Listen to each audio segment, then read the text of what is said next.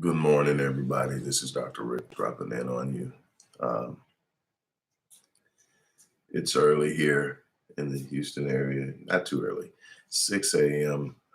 Been up about an hour and a half getting my pre-day stuff started, priming, uh, getting myself together. And I know that on yesterday, the news came down that Donald Trump had been impeached uh, in the House of Representatives, and all of the people who are opponents of Donald Trump celebrating and high fiving, digital high fiving, I guess.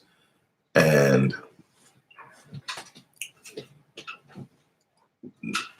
the first thing that popped in my mind, even when this talk first started, the first thing that popped into my mind was how much or how little we know. One of the things that I have consistently talked about when addressing you guys, especially on the original channel, still no final word on when and if that channel's coming back, but we haven't given up. We're still fighting, but at the same time, we're trying to build momentum where we actually have access, and that's here on the website, on Facebook, on a number of pages on Facebook. And we are pushing and centering around the Black voice.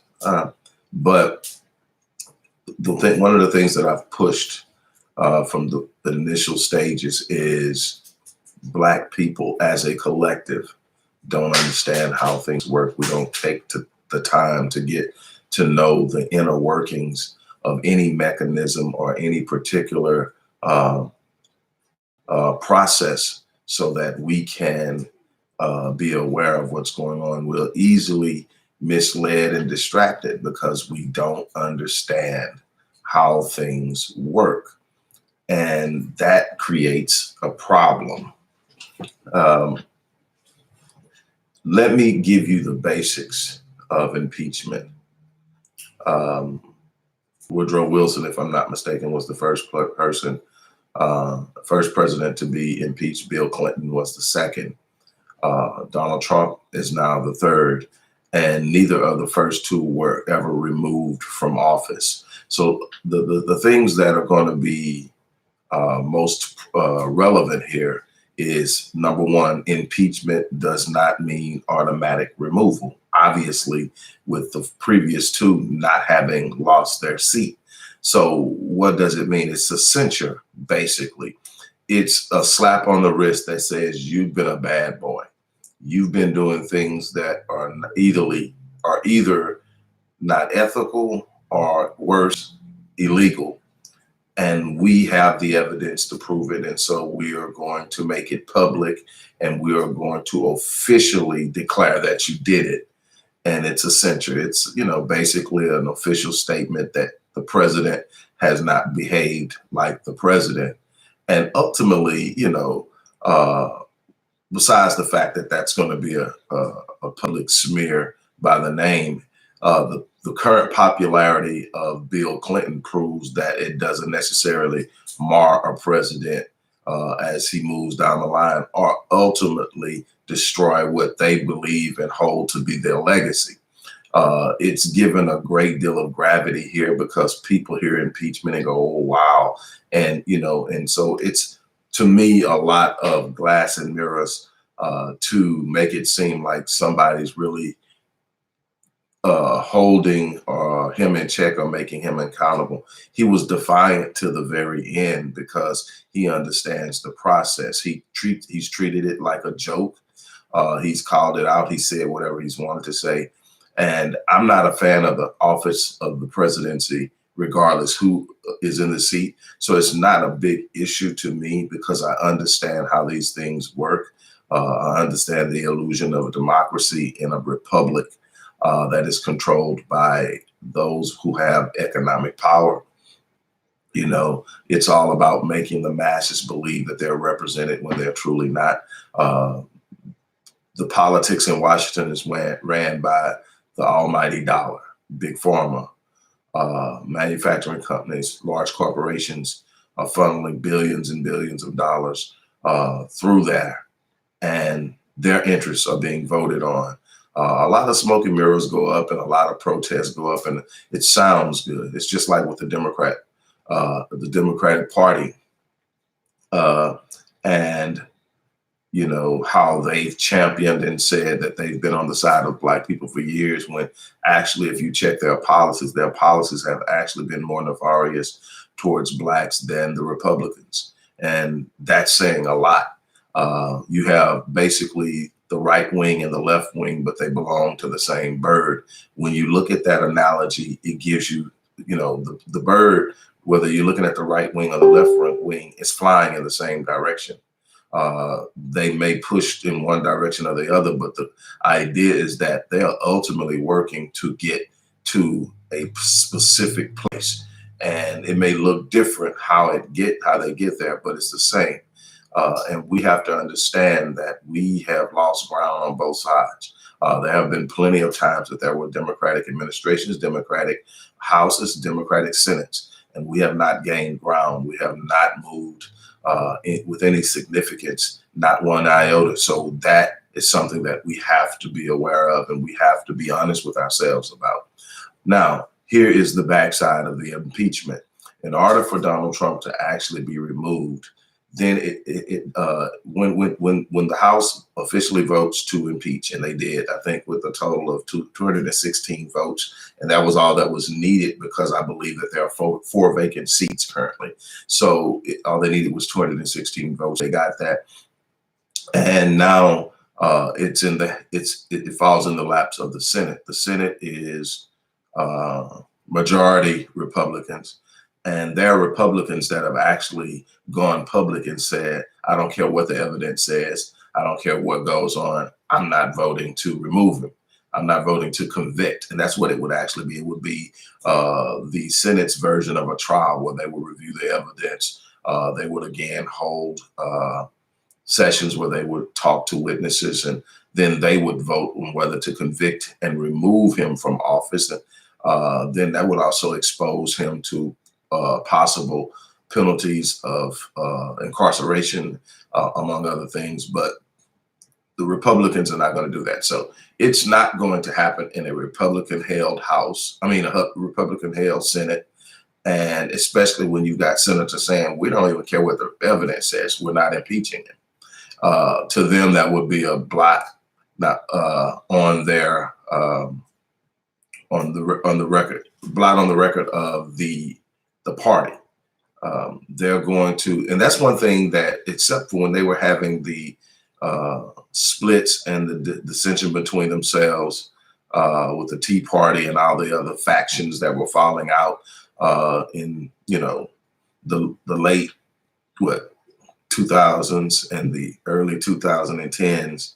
They were going through a lot, and so that was probably the most disheaved as a party they've ever been. Their strong suit has always been, one says it, they all say it. They stick together, that no matter what, and they hold and they move that way, and that's been their strength, and they've moved back to that for the most part. And so they are basically telling you he ain't going nowhere.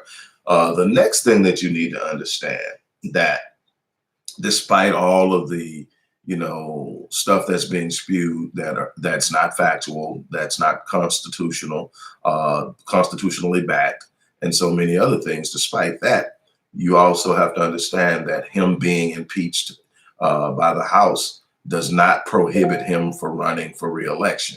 So actually, this could literally turn out to work against those who are opponents of him. This could mean that those who support Trump, and you got to understand that a significant part of the quote unquote white population, a large portion of the business sector, still support him. He is not the most popular president, but he still has support. What may happen is that those who support the Republican Party, despite Trump, Those who may not have necessarily voted for him in his reelection campaign may now rally to his support out of loyalty to the Republican Party. And when you actually have nothing to gain but an asterisk by a man's name, but you could literally lose, it probably is not a good idea to go picking a fight that you can't get anything out of, except a little plaque that says he's been impeached, and stuff like that. And I know there are some who will take it more serious than that. But when you have a Republican Party who is not going to act on it, so there's no real penalty behind it outside of telling the world what they already know, then you go out and do this. And again, I'm not speaking from the perspective or position of the Democrats or anybody, because I don't support either. I haven't seen where either have benefited the Black community. I haven't seen where either have held us up and advanced an agenda that was conducive to our empowerment. And therefore, I have no group that I support. I've seen very few politicians who, as individuals, have stood strong and spoken and held true. I'm looking for a way for us to sit up and say, if they don't, that's the thing. We've for so long waited for someone to give us something that we have within us the power to take. And so my thing is, are we going to sit around another 40 years and wait to see if we can find somebody that's going to champion a cause that we should be championing, that's going to set up mechanisms that we should be setting up, that's going to move things the way that they should be when it's our responsibility to do so? I am far more inclined to sit up and say, hey, look, it's for us to do. I teach my kids, you're going to be the catalyst in how your life goes. You are the captain of your ship. You are the driving force in how things go. Does it mean that there aren't going to be some people that come along and fan your flames, lift you up, hold you up, encourage you, just as there are going to be some people who are going to come along and do everything they can to destroy you, to take you down, to push you down, to hold you down? It's going to be ultimately what you do. It's not going to be anybody else in this world. And that's the same thing for the Black race.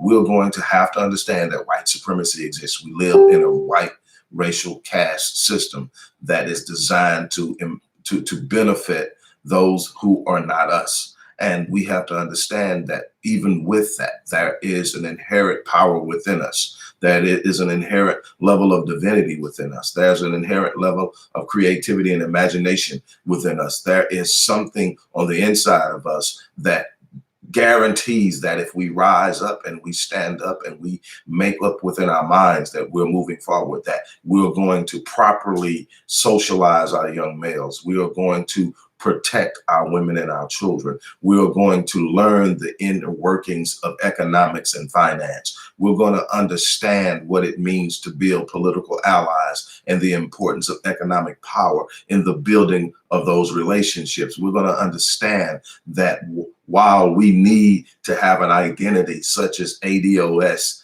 and foundational Blacks, that there must also be a Pan-African mechanism that observes the diaspora around the world and the Blacks on the continent of Africa. And no, because there's so much dissension and so much hatred that has been infused into the collective psyche of Black people worldwide, no, it's not going to be easy, because we've been trained to hate each other. We've been trained to see the differences rather than see the similarities. We've been trained to stand out alone and hope we're seen rather than to stand together and push forward as a unit. We have some problems ahead of us that has absolutely nothing to do with Donald Trump and whether he's going to be in office or not. If you're sitting up in your livelihood and your joy, your happiness, and your peace of mind is contingent upon whether or not Donald Trump is in office, you might be up for a wild ride for the next 6 or 7 years because of what's going on and how it's going to play out, and then the after effects. What you have to do is decide, just like in any other area of your life, look, I don't care what happens on the outside. What I'm going to do is. and you've got to make up in your mind, and you've got to instill that same identity, that same force of belief in yourself, and that self-confidence in yourself. You've got to instill that in the next generation. We've had generation after generation grow up without a sense of identity. We've suffered from an identity crisis from the moment we hit this place, and they started to rip our culture, our faith, our spirituality, our names, our languages out of us. They have attacked everything that makes us human and that we identify with. And they have given us what they wanted us to have by way of identity, by way of name, by way of spirituality, faith, and religion. And we've had to operate in that. We've got to find ourselves. This isn't an attack on any religion. This is a demand and a challenge to rise up. This is a challenge to rise up and live at the level of our design, to live at the level and the force of our spirituality, to rise and live within power. The truth of the matter is this: it is not likely at all that Donald Trump is going to be removed from office. It is very likely that he will still be running for re-election come next year. What are we going to do about us?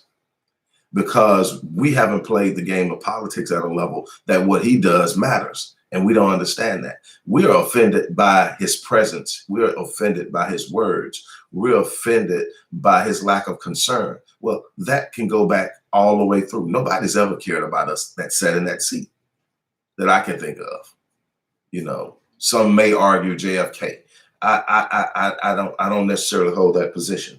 I think he would wanted to expose some things he saw in the country, saw happening in the government. I think that's what got him killed, is that he was going to expose the inner workings. But I don't think that that was necessarily specifically for blacks. And that's something that we have to start to understand. Not every ally is going to be a friend. Some are going to be comrades and constituents. Some are going to be with us solely because we're fighting the same thing. Some are going to be with us solely because we're fighting against the same thing.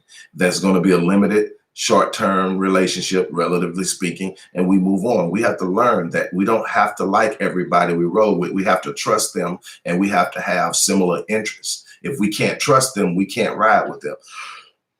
But before we can start building allies, we got to work within ourselves and start to love one another. We've got to build a unity that is respected. We've got to build a unity that people look at and understand is a force to be reckoned with. We've got to start making our presence felt.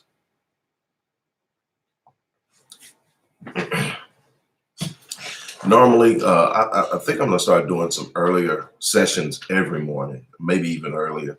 I know that not that many people are going to be up, but gets my juices flowing because I have so much going on during the day, business-wise, dealing with what's going on in the community, projects and things of that nature. But excuse me, I really and truly had to touch on that because I didn't know once I got started when I would be able to get back to it. We've got a lot of work to do. So on that note, I'm going to get off of here. Don't forget to support the work we're doing in the at the Odyssey Project. We are bringing the Black voice back, not just as a live stream on YouTube, but as a radio show. We are working out the details as we speak. This has been an ongoing process. For those who don't know, there are some videos of some of the old shows that are actually on this channel. But man, we attack real issues. We talk about real issues. We are unapologetically pursuing truth. And I want to be a catalyst in that.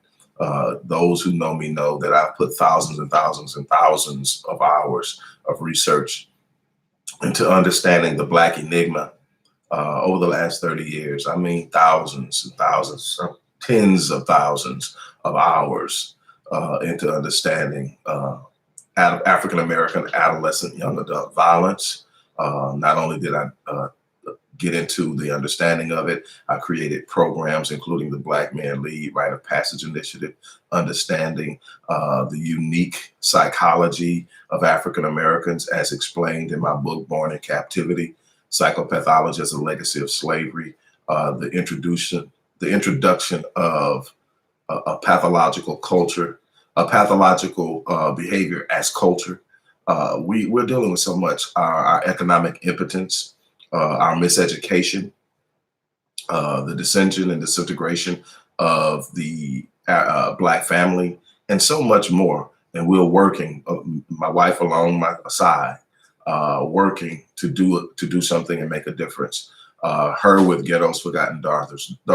Those who haven't met my wife, seen her on one of the videos, especially on this channel. I don't think she's been on since the other channel went down. She's reluctant to get in front of the camera, but when she does, you can feel her spirit and feel her power. She's a survivor of both childhood molestation and rape, starting at age 5. That's how I met her. She came to me for counseling late in her recovery game. We worked together for about a year. She went on her way. I went my way. We came back together about a year later, and I let her know, hey, I want to marry you. Never dated, never did anything on that level. I just observed her for a year while working with her and saw what I wanted in a wife in her and watched her heal and knew I wasn't going to approach her while she was a client because I don't mix business with pleasure. But at some point I knew she was going to cross my path again. And when she did, I let it be known. And here we are. And here we are working and driving toward the same thing. And if you've watched any of my videos where we talk about one another, or watched her video where she talks about me, you know how we feel about each other. We know how we feel about the kids. You know how we feel about poverty, how we feel about homelessness, how we feel about sex trafficking, how we feel about so many things that we're passionate about. And we're putting the work in. Every video that goes up is going to have information on how you can support us. It's going to be in the description box at the top. You can either give by clicking the link and going to the site where you can observe and look at some of the stuff on. I mean, it's literally over close to 700 pieces of written content from yours truly on this site. Then I don't know how many pages of more content. Then there's videos. There's resources of how you can tap in and get help. There's so much there. But anyway, definitely we need your support. You can also give through our Cash App handle at the Odyssey Project 21. Look, we need your support. I'm about to get off here and get into some more work. I got one more kid I got to get out of the house. I'm about to get him up and get him out. So with that being said, I'm gonna get off here. You guys, we got work to do, but one thing we've got to do, and I'm gonna do the best I can to bring truth, bring knowledge, bring empowerment, bring some transparency to situations where it's needed. But we've got to start learning how things work. We've got to stop being misled. We've got to stop falling for the sleight of hand. We've got to stop falling for what's going on and how they're presenting it. I mean, glass and mirrors. At the end of the day, we need to know what the impeachment of Donald Trump means to us. And is it anything that we are going to gain by it other than feeling like, man, he got in trouble? I mean, that our energy would be better directed towards doing things that will literally directly impact where we are as people. Our families need us. We need to be building wealth. We are in a bad place economically. And that's where we need to spend a lot of our focus. But on that note, I'm going to get off of here and deal with a lot that's going on this desk in particular. But I will be back before you later on the day. I will also be uploading some more videos that I'm coming across and pulling off of archives that was on the other channel. I'm trying to get as much of that up as I possibly could. Remember, we were at 1,600 videos on the other channel. I think we haven't hit 400 here yet. That's how far we are. We were 1,600 videos. We had almost 16,000 subscribers and over 3 million views. And so it had really started to take off. And so, yeah, they weren't happy about that and came up with a reason to take it down. Hopefully we're going to get it back up. If not, we're going to keep moving. We cannot be stopped. We will not be stopped. My mouth and my heart, my work will continue to speak for, stand for, and fight for everything Black. Is who I am. So I love you guys. You guys take care, and we will connect soon. I'm out.